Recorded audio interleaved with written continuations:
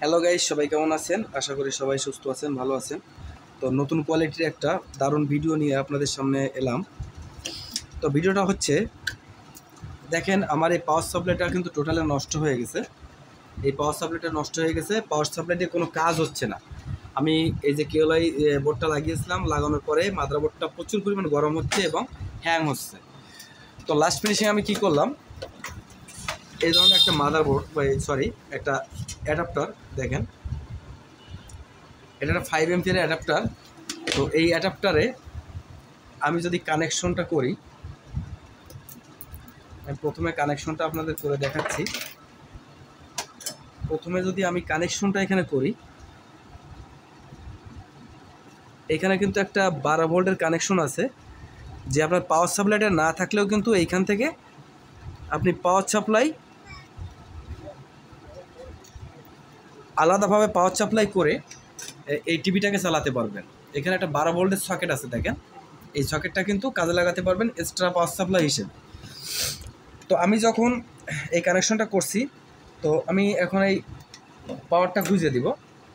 দেখেন পাওয়ারটা গুঁজে দিছি, এখানে গুঁজে দিছি। সিগন্যাল লাইটটা এসেছে, সিগন্যাল লাইটটা জ্বলছে। আমি স্ট্যান্ড বাইটা এবার ওকে করব। হ্যাঁ, স্ট্যান্ড বাইটা ওকে করছি। এখন হ্যাঁ দেখবো যে কি অবস্থান।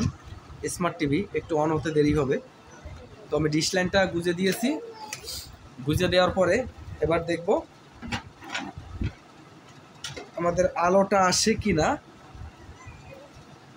এবং চলে কিনা, টিভিটা চলে কিনা। দেখেন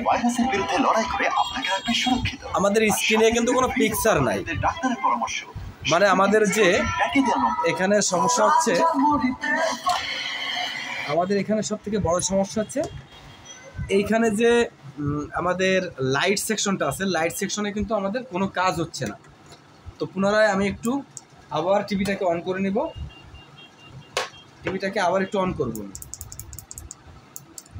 টিভিটাকে অন করছি, অন করার পরে এবার মিটার দিয়ে ভোল্টেজটাকে মাপ দেব, যে আমাদের ভোল্টেজটা আসে কিনা লাইট সেকশনে। নেগেটিভ প্রান্তটা নেগেটিভে কানেকশন করব, কানেকশন করেছি। করে আমি এখানে ভোল্টেজটা মাপ দিব, যেখানে ভোল্টেজটা আছে কিনা। মিটারের দিকে ক্যামেরাটা ফলো করো, মিটারের দিকে দেখো কোনো ভোল্টেজ নাই এখানে। তার মানে এখানে আমাদের ভোল্টেজ ঢুকাতে হবে। 12 ভোল্ট যদি এইখানে না ঢুকাই, তাহলে কিন্তু এইখানে যদি 12 ভোল্ট না ঢুকাই, তাহলে কিন্তু আমাদের লাইটটা জ্বলবে না। তো আমরা ওইখানে এখন 12 ভোল্টটা কানেকশন করব।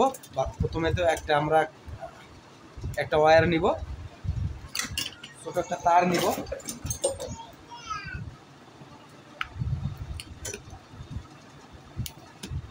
তার নিয়ে ওইখানে আমরা সরাসরি ঝালাই করে দেব।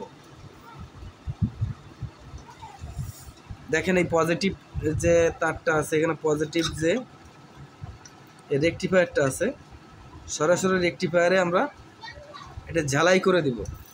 আর এখানে যে কানেকশনটা আছে, এখানে দেখেন এখানে পজিটিভ আছে, যেখানে আমি অ্যাডাপ্টারটা দিয়েছি এখানে পজিটিভ আছে, পজিটিভের সাথে কানেকশন করে দিয়েছি। দেওয়ার পরে আমার কাজটা আপাতত এখানে শেষ আছে। এবার আমরা সরাসরি কারেন্টটা ইনপুট করে দিয়েছি। ইনপুট করার পরে এবার আমি বাটনটা চাপ দিয়েছি, বাটনটা চাপ দিচ্ছি। দেখেন বাটনটা চাপ দিয়ে স্ট্যান্ড বাইটা রিলিজ হয়েছে। এবার দেখব আমাদের স্ক্রিনে ছবি আসছে কিনা।